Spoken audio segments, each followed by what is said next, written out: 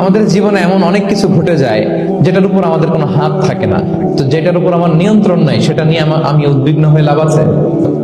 জীবন আপনাকে অনেক কিছু দিবে আবার কেড়ে নিবে। আল্লাহ এভাবেই পৃথিবীটাকে সাজিয়েছে, ইয়াউমুন লাকা ওয়া ইয়াউমুন আলাইকা, একদিন আপনার ভালো যাবে আরেকদিন খারাপ যাবে। ওয়াতিলকাল আইয়ামু নুদাবিলুহা বাইনান নাস, আল্লাহ বলেন যুগটাকে আমি ঘুরিয়ে ফিরিয়ে মানুষের সামনে এভাবেই আনি। This is the routine work of this দুনিয়া। দুনিয়ার রুটিন ওয়ার্ক এইটা। আজকে ভালো, কালকেও যে ভালো যাবে এমনটা নয়, কালকে খারাপ যাবে। আজকে তার খারাপ যাচ্ছে, পরশুদিন আবার তার ভালো দিন যাবে, ঠিক কিনা বলেন? অন্য এক সূরায় আল্লাহ তাআলা বলেছেন ফাইন্না মাআল উসরি ইউসরা, নিশ্চয়ই কষ্টের সাথে আছে স্বস্তি। আজীবন মানুষ কষ্টে থাকে না, দুঃখের পরে থাকে সুখ, দুঃখের পরে কি থাকে? সুখ থাকে। এজন্য উদ্বিগ্ন হওয়া যাবে না। বিষ্ণু ইসলামের জীবনী থেকে আমরা এটাই শিখি, উদ্বিগ্ন হওয়া যাবে না। তিনি বলতেন ওয়ালাম আন্নামা আসাবাকা লাম ইয়াকুন লিয়ুখতিআক ওয়া মা আখতাআকা লাম ইয়াকুন লিয়ুসিবাক রুফিআতিল আকলাম ওয়া জাফফাতিস সুহুফ। ওনার কাজিন আব্দুল্লাহকে ডেকে বললেন, আব্দুল্লাহ, যেটা তুমি পাওয়ার সেটা তুমিই পাবা, কোনোদিন মিস হবে না। এটা তোমার, যেটা তোমার হওয়ার কথা ছিল এটা তুমি পাবাই, এটা মিস হবে না। আর যেটা তোমার নসিবে নাই, যেটা তুমি পাবা না, গোটা বিশ্বের সব ক্ষমতাকে হাতের মুঠোয় আনলেও সেটার দেখা তুমি পাবে না। এই জন্য উদ্বিগ্ন হয়ে লাভ আছে বলেন না। আমরা আমাদের সর্বোচ্চ চেষ্টাটুকুন করব, তারপর ফলাফলের জন্য আমরা ভরসা রাখবো, নির্ভর করবো একজন সত্তার উপর। আওয়াজ করে বলুন তো, তিনি কে?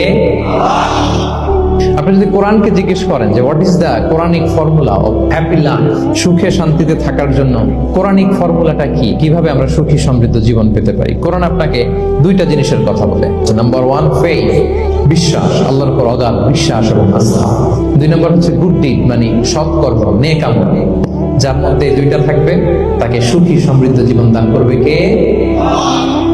Faith and good deed will be happy in your life, for the sure I'm telling you. এই দুইটা যদি এনশিওর করতে পারেন, আপনাকে সুখী সমৃদ্ধ জীবন দিবে কে?